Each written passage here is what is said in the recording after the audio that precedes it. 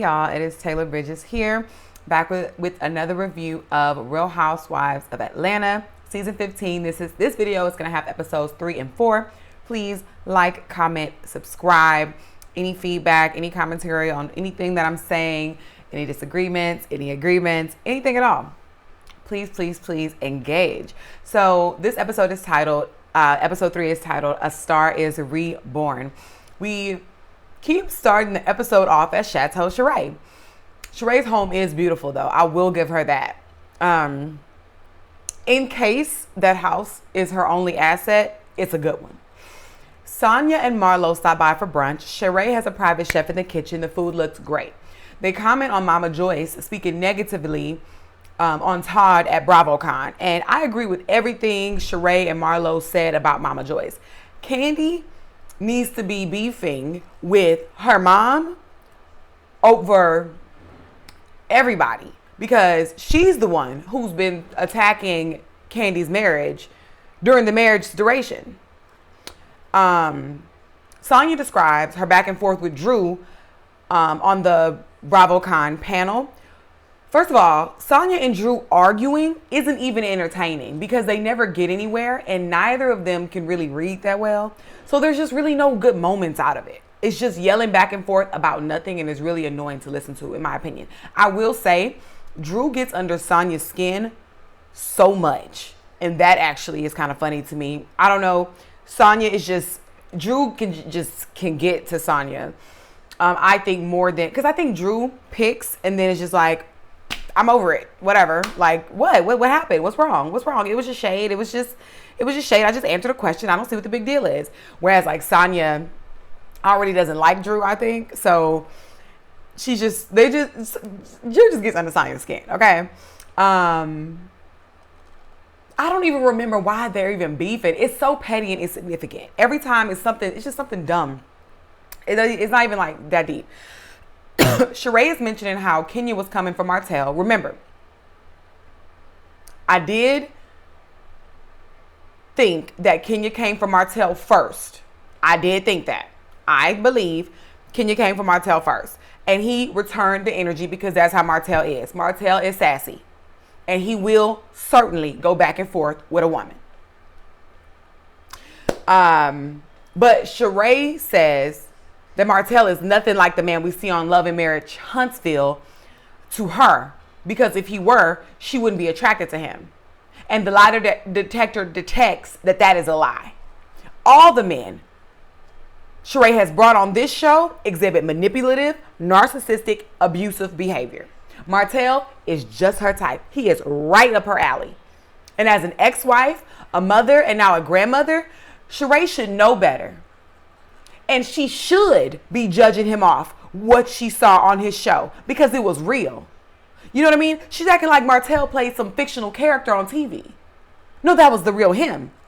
He is the same. He is the man that had the wife and kids and career and lost it all due to his foolish ways. Gallivanting with women, impregnating him, impregnating them, disrespecting them, and everyone in his line of fire. Martell is trash. He's shown it.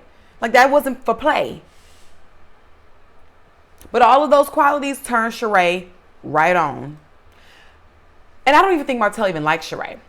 They don't even show any chemistry when they're together. They don't even flirt. They just admire each other's physique, you know, since they're both kind of gym rats. Drew and Ralph are on a rock climbing date.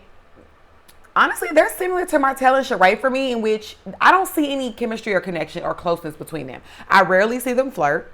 I'd like to see them on a romantic date and what that looks like without Ralph saying something offensive or Drew crying. I haven't seen them just be into each other other than them vibing off that little song they did. I really don't see them. I haven't seen them just like close. Drew needs to connect with an actual music team if she plans on getting anywhere with music, or she could just forget about it. Because we're not buying this current stint with Ralph being over your music. It's not happening. Kenya, she's truly gorgeous. Kenya is absolutely gorgeous. That is one beautiful lady. I really do love Kenya so much. My like for her has come far. And I actually rewatched all of season 15 last summer. So I'm like, with adult eyes as opposed to when it first came out, season 1, 2005, watching it almost 20 years later. Can you believe that? Almost 20 years later. That's how long this show has been on. Almost 20 years. But watching it almost 20 years later and rewatching it, like, I like Kenya. She definitely came on to work. Like, you know what I mean? She was coming to earn her spot, blah, blah, blah. And I think she's come so far, and I love seeing her evolution up until now, right? I don't share that sentiment for many housewives. I'm picky with the people I formally like on these shows, But Kenya is that girl. Go Kenya Moore hair care. I'm very, very proud of her. Like, look at her. She's not, doing the whole enterprise thing like a Candy, right? But she still made something of her time here. But look at look at Sheree with She by Sheree. You know what I mean? Like, what if you, like, you've been on the same longer than Kenya, and you still just have nothing to show for but your raggedy line. Like, she could have had something. At least Kenya is, she's in Sally. She's in, I think, Target or whatever. She's out there. She's doing it. She's booking sponsorship. She's promoting her brand. Like, she's doing it. She's clearly investing her money decently. She got her house built. She's taking care of Brooklyn very well. She's seemingly responsible. I don't know. I think Sheree just truly missed the mark, and it's kind of disappointing. Candy is with Don Juan for a meeting. I don't know what the heck Candy was wearing with the red jacket and the black ensemble. I think she looked a mess, but she felt great in it, and she felt confident in it, and that's all that matters. I do wonder why Candy's glam doesn't consistently get it right. Like, she has so much money, So I just wonder why. But then I think about, like, Beyonce. Like, Beyonce, I'm a Beyonce stan. Fashion-wise, she's hit or miss. You know what I mean? Like, sometimes her style is tacky, and sometimes it's nice, right? So I'm gonna cut Candy some slack, because I'm thinking maybe she's too booked or busy to even care. But I think she just be dressed. I think Candy dresses soulful sometimes. Candy, Don Juan, and Manetta are bringing up Mama Joyce, This, and Todd. And honestly, there's really nothing cute or funny about the way Mama Joyce speaks on Todd. Like, that's your daughter's husband, the father of your grandchildren. He has more jobs than you've ever held in your lifetime. He's more successful than you'll ever be in your entire life. Like, Mama Joyce wishes she had an entrepreneurial, successful spouse to live life with, like Candy has with Todd. And Todd is an integral factor in Mama Joyce's lifestyle because he contributes to the family wealth and assets. Yes, Candy can take care of Mama Joyce all on her own. However, now that she's in partnership with her husband, they have built even more together. You know what I mean? And from that pot, the family, because it's both, the family gets taken care of. And it's just disrespectful how she speaks about him publicly. Imagine, like, ladies, imagine a father-in-law constantly putting down the daughter-in-law in public. Like, we'd consider him to be a weak-ass man. Like, what are you doing? The same applies to Mama Joyce. And Candy has let it go on for so long. She never nipped it in the bud and set the standard of respecting boundaries when it comes to her husband. So I blame her first. And no, Candy cannot control her mom's mouth, but you can set consequences in place if your mom can't get with the program and be respectful. Because if Todd gave that energy back, it'd be a problem. But Todd is a grown-ass man and doesn't have to sit back and take any of that. If my mom didn't respect me enough to honor my wishes, to stop speaking negatively on my husband, especially in public forums, she'd be out of my life until she could get her act together. It's really that simple. Todd puts restaurants in Mama Joyce and her sister's names, and that's how she repays him. It's honestly, like, disgusting to watch. It's one of the main reasons, like, I don't stand Candy. Like, girl, handle your mama. Not just huff and puff and cry about it. Do something about it. She continues to let it roll off her back, and then it happens again. Now we're back at Ralph and Drew's house, and Sheree's friend, Ralph's cousin, is coming over. Girl, Candace rings Drew's line and asks her to join her while she's on tour in Atlanta on stage to sing a song in place of Shamari. And I thought that was a really great opportunity for Drew. Both ladies can sing, so I thought I knew they would do well. Courtney and her ex-partner show up. Drew FaceTimes Candy to share the news about the concert with Candace. acting like she doesn't know, and with Courtney in the camera as well, acting like she doesn't know something went down between Kandi and Courtney. And even if you don't know everything that happened, Drew knew something happened. And if Kandi is supposed to be your friend, why be funny like that? Like, this isn't funny. Like, they almost fought. This ain't giggly right now. And that was really messy and ditzy. And Drew gonna play stupid. And that's that. I don't like the ditzy stuff. I don't like the ditzy stuff. All right, Drew. Marlo's nephews admit they see her trying ever since they've been working with the life coach. That's amazing. So, fast forward, Drew has officially befriended Courtney, and she's bringing her to sound check for Candace's show. I'm really happy for Candace, right? She's so talented and she's so sweet, and I think she's grown a lot. I've had my up and down relationship with Candace from Real Housewives of Potomac myself, but in this moment, how far she's come, I'm rocking with it. I'm loving to see it. I love it, okay? All the ladies pop out for the show. They all look beautiful, well-dressed. It looks like it would have been like a fun girls' night out. Like, everybody was dressed up, looking good. It just looked good. Kandi is still paying Marlo dust. And I thought it was hilarious when Marlo said Kandi takes time to get over things. But if it were a man or a chicken wing, it wouldn't have taken as much time. Because we know Kandi loves some chicken. Like, she does. It's the truth, though. Marlo has been reading Kandi. And it's kind of been on point. Marlo has been annoying, right? Like, this whole beef with Kandi as her storyline is tired. Like, I'm not going to go for this all season. But the reads that Marlo is giving in the confessionals, they are funny. They are. She's on point. And honestly, that's just going to make Kandi even more irritated, just like Drew with Sonia. It's really going to irk Kandi so much. Marlo is going to poke and poke and poke at Kandi until Kandi gives her some doggone attention. Which I think we're going to see in episode 6. Now, Manetta has an issue with Marlo, saying that Marlo tried to play her last season while they were on the girls' group trip in Jamaica. Okay. We'll get back to that. Candace put on a great show with her choreography and wind blowing in the hair. I'm very happy for her. Drew comes out. Drew has such a great, memorable household name, right? Her name sounds like a star. Drew Sidora. It's a beautiful name. So I'm definitely manifesting that for her stardom and for her and Candace. Drew also has great pitch and tone. She definitely has like training. So I loved seeing Drew in her element. I loved the song they sang. I loved the message. But Drew's stint was pretty short. I'm not going to lie. But it was great for what it was, and we'll let her have her moment. It wasn't her show. I'm sure Drew couldn't control how much time. I'm sure if she could have more time. I know everybody's laughing about it, how Drew went up there for a hot second and came down. But I'm sure, with things last minute, I'm sure if Drew could have performed longer, she would have. So it's not her show. She has to go with it. And it's like, even though it is one song, if you're a performer, you're an artist, and you're trying to put yourself out there, you have to take as many opportunities as you can get. It was a great opportunity. It was televised. Why not?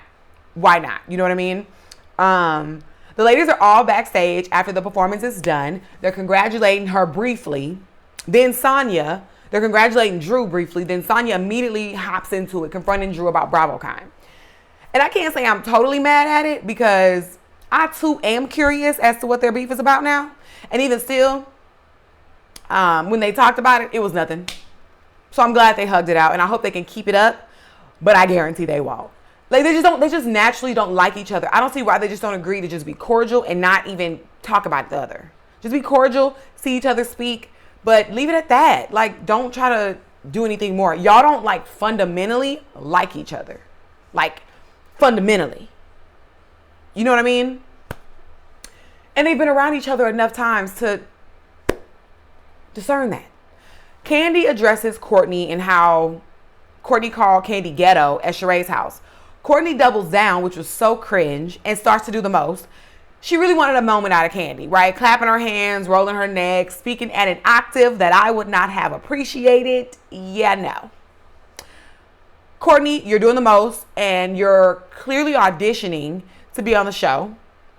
talking about I come from the ghetto, then trying to be a caricature of what ghetto is supposed to look like. And what's sad is that you're grown as hell.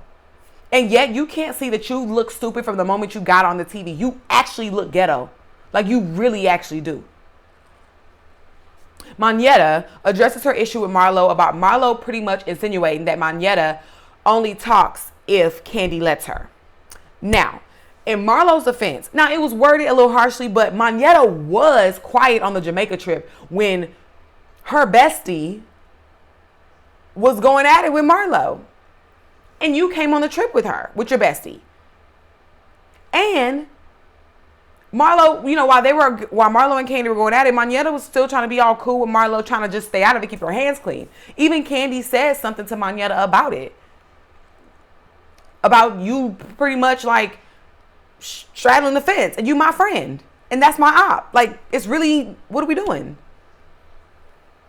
So it definitely happened, but I guess she saw the way it looked and is now trying to like buck up and show that she's down, I guess.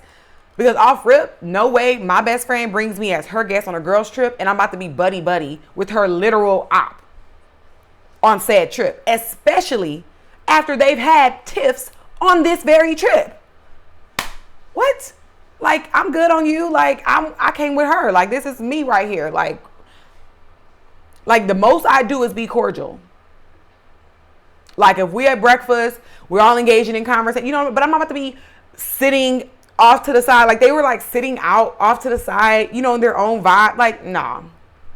I don't know. That's how I feel. I'm with Kandi on it. And I'm essentially with Marlo. Marlo just called it out. Manetta, you're mad because Marlo called out what it was. You weren't mad when Kandi called it out. Why couldn't Manetta address this with Marlo and squash it? Like, get it over. Why do we have to wait now? Because if this is going to be your storyline as a friend of the show, it's lame. Because it's not even that deep. It was shady, yeah, but it's a reality show. And honestly, Marlo was not lying. So Manetta, sit. If you're going to take on Marlo, please be ready. And don't go hiding behind Kandi once Marlo lets you have it, because all Kandi will do is cry about it. I don't think Manetta is ready for Marlo's smoke just yet. You're not getting paid enough as a friend of the show to endure Marlo's smoke all season. Because Marlo doesn't let up. She will take it too far. And I don't want to hear nothing about it when it happens, because you're starting something with this issue here. Manetta could have definitely told Marlo about herself and moved on before this moment. Drew asks Kandi about the shooting at Blaze, and Marlo is antagonizing the situation, trying to get Kandi to speak about it. Marlo can't even tell us what men she's dated or how she gets her money outside of the show for all these years. So she can't come for Kandi not being open. Not Kandi, whose sexcapades, her mother's spouse issues, her surrogacy journey, losing her fiance, her challenging Riley's dad Block when she fell out with her best friend Carmen, then made up seasons later. Not when all of that has been shown and documented on this show. I'll say Kandi has shown us the most about her life among the housewives, arguably. So Marlo, shut up. You know that's not true. I hate when people say like bold statements to get under your skin that they know are not true. Like, you know that's not true. It's really not funny or a laughing matter. Yes, we want Kandi to address what went down at Blaze, the shooting. But also, that was her blood cousin who got shot in her establishment by someone else she trusted enough to hire. So really, it's not funny. But we know Marlo, she's foul. After the ladies, wrapped this whole scene up, Marlo is mad at Drew for not saying the word shooting when she brought up the situation to Kandi and asked her about it. And I was really confused. But then Marlo mentions how her husband Quentin used to work at Kandi's restaurant a few years back. So let that sink in just to show how foul and ungrateful and entitled Marlo is. Kandi literally put money in your family's pocket by hiring. They show a never before scene of Marlo informing Kandi of the nephew's murder. And I guess Marlo doesn't feel like Kandi reacted strongly enough to the news. I don't know if Marlo had been drinking or what, because she just turned up on Drew and I still didn't know what the issue was. I'm not saying there's no issue. I'm just saying I'm not clear on what it is. But we'll get a little more insight in the next episode, which I'm getting into right now. Just making a time stamp. All right. Now we're going to get into episode 4. This episode is titled The Buck Stops in Birmingham. Kenya, the episode opens with Kenya practicing her dance routine with Manetta for a football event. Kenya's BBL is BBLing. I didn't like the blonde bang, feathered curl look that she had in her confessional. I was not a fan of it at all. Sonia is with her mom and sister handling business while talking on the phone with the brother-in-law, the sister's husband, who's her personal assistant. Sonia has a gazillion jobs, and I love that for her.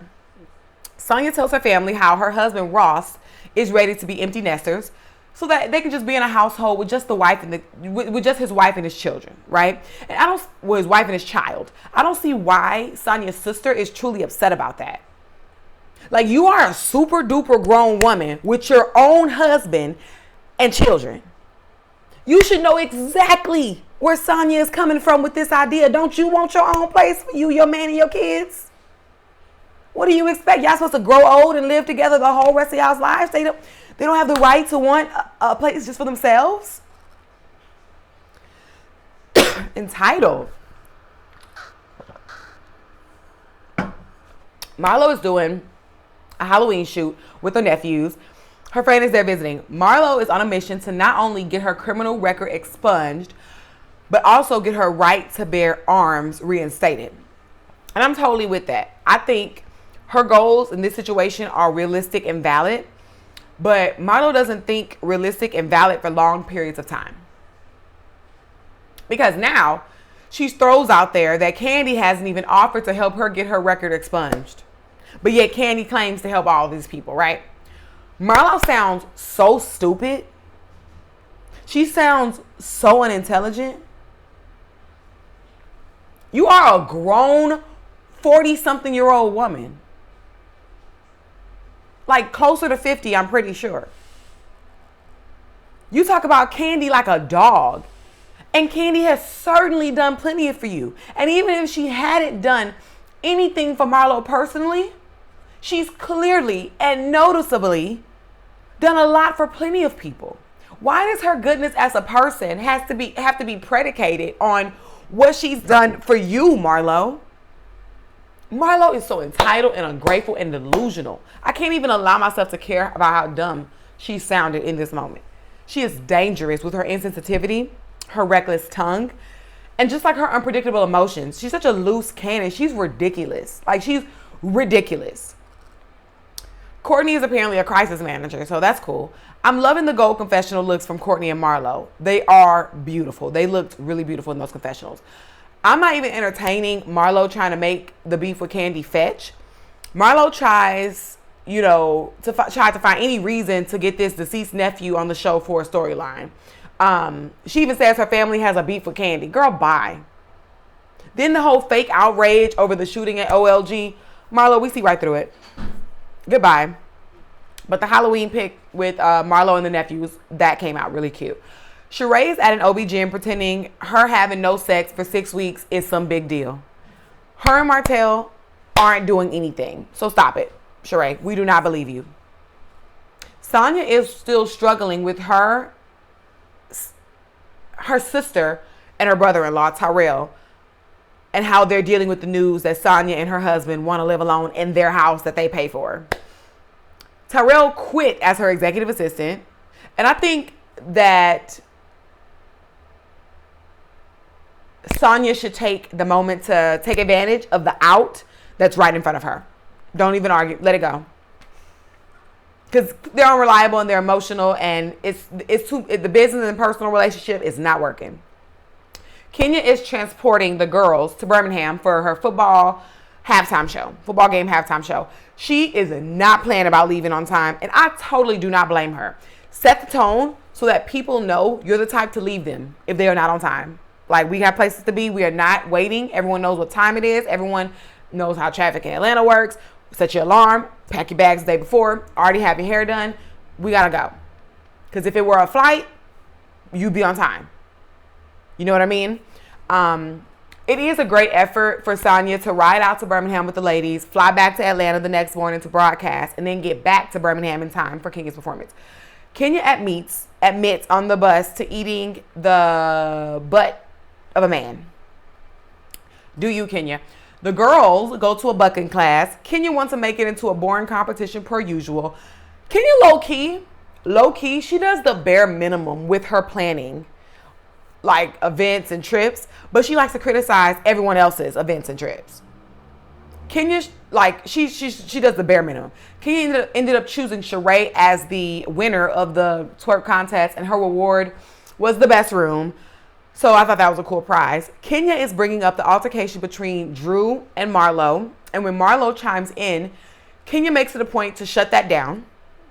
And of course, Marlo isn't having it. So the egos and the attitudes have entered the chat.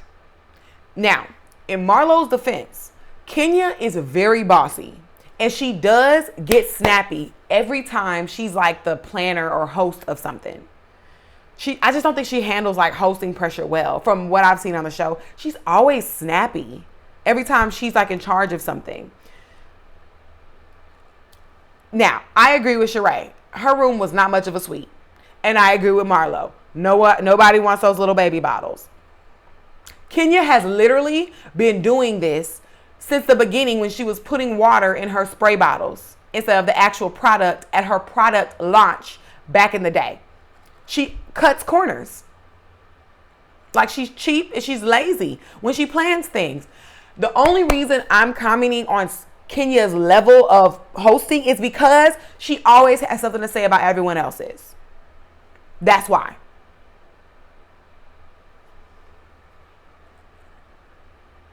I do agree with Kenya saying that Manetta needed to put on something else for the charity event. Initially, I thought it was going to be too much. But when they got there, the event was super casual. So she could have kept on what she was wearing anyway. And she still would have been overdressed. Then to make it worse, they get kicked out of the event for causing too much attention. Kenya, your trip so far has been a flop from beginning to end. And if this were anyone else, she would be roasting and throwing shade from every direction. And when they get back to the hotel, she just says goodnight with no follow-up explanation, anything. The ladies go to her room and they all bang for the most part. They all banged on her door, not just Marlo.